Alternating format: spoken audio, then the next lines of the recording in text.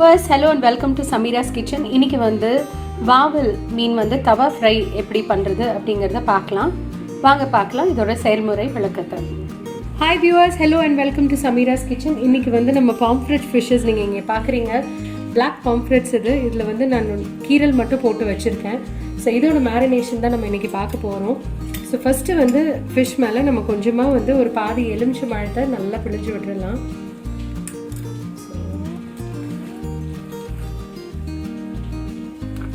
ஃபிஷ்ஷுக்கு மசாலா போடும்போது எப்போவுமே கொஞ்சம் தண்ணியாக தான் இருக்கணும்.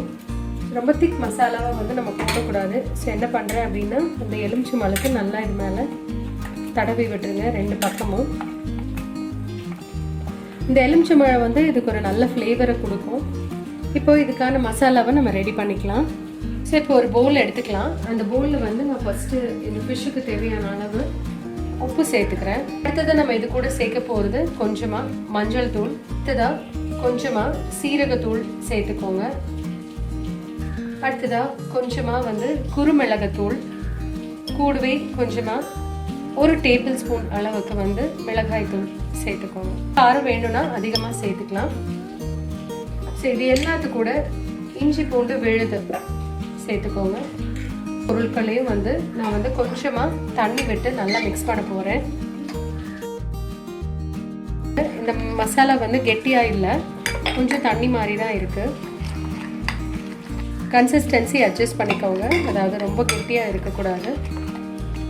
தேவைப்பட்டால் நீங்கள் வந்து இது கூட இனி ஒரு எலுமிச்சை பழம் கூட சேர்த்துக்கலாம், ஜூஸ்.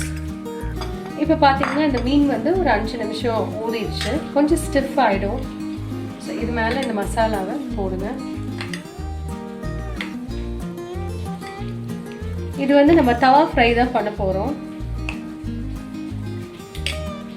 பார்த்தீங்கன்னா இந்த மாதிரி கீரல் போட்டு அது மேலே எல்லாமே நல்லா தடவி விட்டுருங்க.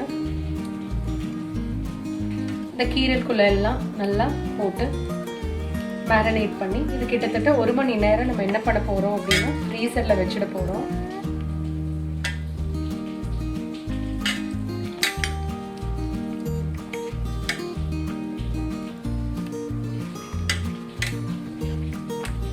ஸோ எண்ணெயில் போட்டு இது வறுத்தீங்க அப்படின்னா இதோட மசாலா எல்லாமே வந்து எண்ணெயிலே போயிடும்.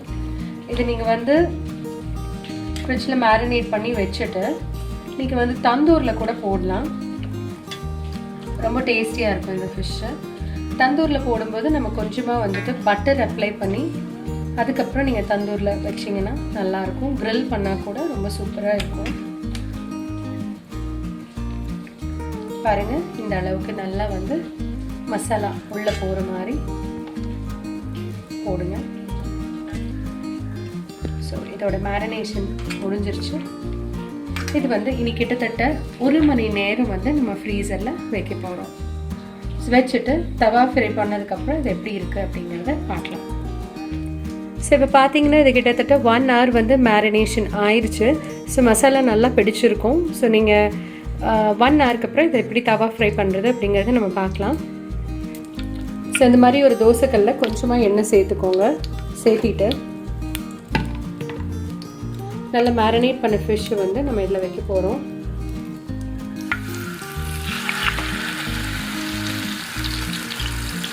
பாருங்கள், மசாலா நல்லா பிடிச்சிருக்கு. மிதமான தண்ணியில், அதாவது மீடியம் ஃப்ளேமில் வச்சு நம்ம இதை கவர் பண்ண போகிறோம். ஸோ ஃபஸ்ட்டு வந்து ஒரு பக்கமாக இது வேகட்டும். அதுக்கப்புறம் அடுத்த பக்கத்தை நம்ம எப்படி வந்து திருப்பி போடுறோம் அப்படிங்கிறத பார்த்துக்கலாம். ஸோ இப்போ பார்த்தீங்கன்னா இது மீடியம் ஃப்ளேமில் குக் ஆகிட்டுருக்கு.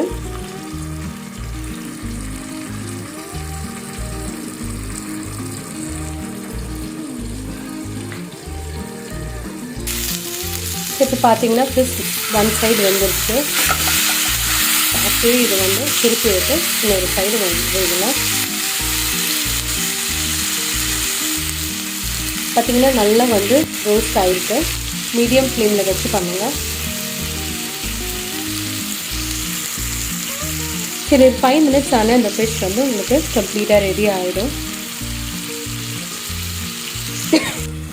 ஸோ 5 minutes முடிஞ்சோன்னே நம்ம லெட் ஓப்பன் பண்ணி பார்க்கலாம். இப்போ பார்த்தீங்கன்னா இந்த ஃபிஷ் வந்து சூப்பராக ரெடி ஆகிடுச்சு. எவ்வளோ நல்லா ரோஸ்ட் ஆகிருக்கு அப்படிங்கிறத நீங்கள் பார்க்கலாம். ஸோ இந்த தவா ஃபிஷ் ஃப்ரை பிடிச்சிருந்தா லைக் பண்ணுங்கள், ஷேர் பண்ணுங்கள். உங்கள் வேல்யூபிளான கமெண்ட்ஸ் அண்ட் ஃபீட்பேக்ஸை எனக்கு கண்டிப்பாக தெரிவிங்க. சமீராஸ் கிச்சனை மறக்காமல் சப்ஸ்கிரைப் பண்ணிக்கோங்க. தேங்க்ஸ் ஃபார் வாட்சிங்.